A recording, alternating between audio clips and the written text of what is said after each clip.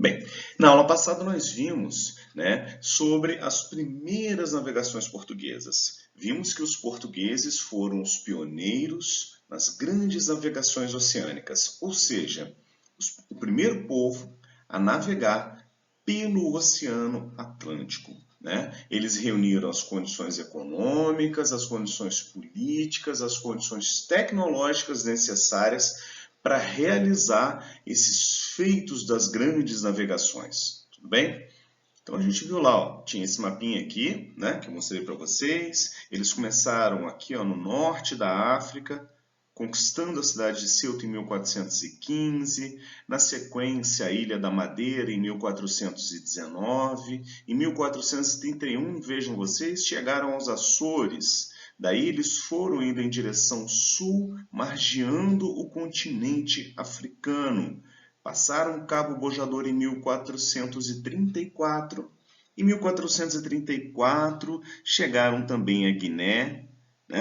Em 1482 alcançaram o Congo e em 1488, com Bartolomeu Dias, eles dobraram o Cabo das Tormentas, assim chamado porque essa região no extremo sul do continente africano tem águas extremamente revoltas, é um mar muito violento e muito difícil navegar ali. Por isso chamava-se Cabo das Tormentas. Mas quando Bartolomeu Dias encontra a passagem para atravessar esse cabo e passar do Oceano Atlântico ao Oceano Índico, os portugueses passam a chamá-lo Cabo da Boa Esperança. A esperança era alcançar a terra das especiarias, a Índia.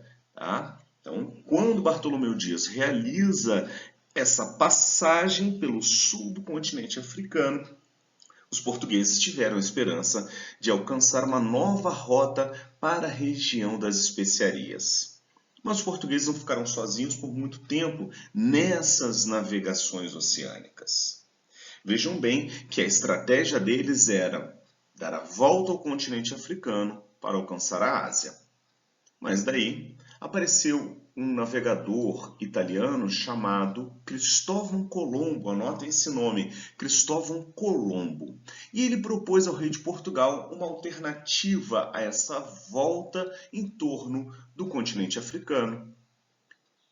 Partindo do princípio que a Terra é uma esfera, por que não navegar sempre a oeste para atingir a Ásia? A ideia de Colombo era dar a volta ao mundo para chegar à Ásia.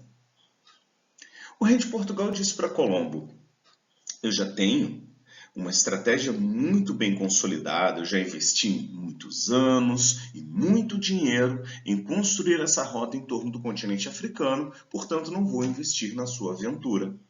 Cristóvão Colombo, então, ofereceu seus serviços aos reis da Espanha. Não levaram muito a sério Colombo. Deram pouco dinheiro para ele, apenas 3 barcos. Então, em 1492, Colombo saiu da Espanha em direção à Ásia, navegando sempre a oeste. Vocês já devem ter reparado que no meio entre a Europa e a Ásia existe um continente gigantesco chamado América. Só que nesse momento, crianças, ninguém na Europa tinha a menor ideia de que existia ali este continente, esta massa gigantesca de terra chamada América. Nem mesmo Colombo. Tanto que Colombo, ao chegar na ilha de Hispaniola, onde hoje fica o Haiti e Santo Domingo, tá? Ao chegar ali em 1492, ele viu os nativos da região, os índios tainos, e os chamou de índios, porque acreditava estar na Índia. Veja bem o engano. E ainda hoje nós permanecemos chamando, os nativos americanos de indígenas por causa deste erro de Colombo. Aqui a gente tem as 4 viagens que Colombo realizou da Europa até a América, a serviço da Espanha, trabalhando para os reis da Espanha. Tá? A primeira em azul, a segunda em vermelho, a terceira em verde, a quarta em laranja. Repara que, olha, ele navegou entre o norte da América do Sul, navegou no interior, do Mar das Antilhas, tá? Aqui no Caribe, chegou a Cuba, a Jamaica, a ilha de Santo Domingo. Então essas foram as 4 viagens que Colombo fez e infelizmente ele morreu sem saber ter descoberto um novo continente. Acreditava ainda estar navegando às margens do continente asiático. Mas de qualquer forma ele entrou para a história como descobridor do continente americano em 1492. Ao saber que Colombo tinha realizado essa viagem, o rei de Portugal ficou com a pulga atrás da orelha. Imagina, agora teria que disputar com a Espanha o domínio sobre os mares. É melhor que façamos logo um acordo. É melhor que façamos logo um tratado. Quem a gente vai chamar para acertar os ponteiros entre nós?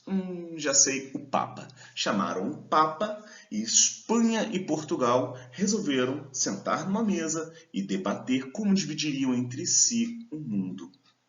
E aí a primeira proposta, foi chamada de Bula Intercoetera. Estão vendo aqui? Realizada em 1493.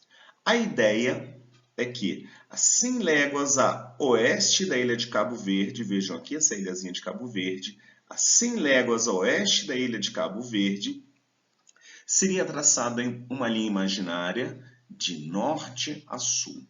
Essa linha dividiria o mundo entre a Espanha, que ficaria com todas as terras a oeste desta linha, tá? E Portugal, que ficaria com todas as terras descobertas e por descobrir a oeste dessa linha. Portugal estava querendo fazer o quê? Proteger aquilo que ele já vinha conquistando no Oceano Atlântico. As ilhas atlânticas de Açores, Madeira, Cabo Verde e também a sua rota em direção à Índia. Tá? Era isso que Portugal queria proteger ao fazer este acordo com a Espanha.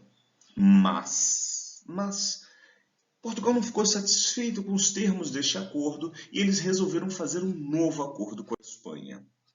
Esse novo acordo transferiu a linha do Tratado Bula Intercoetera, tá vendo essa linha azul, que determinava 100 léguas a partir da ilha de Cabo Verde.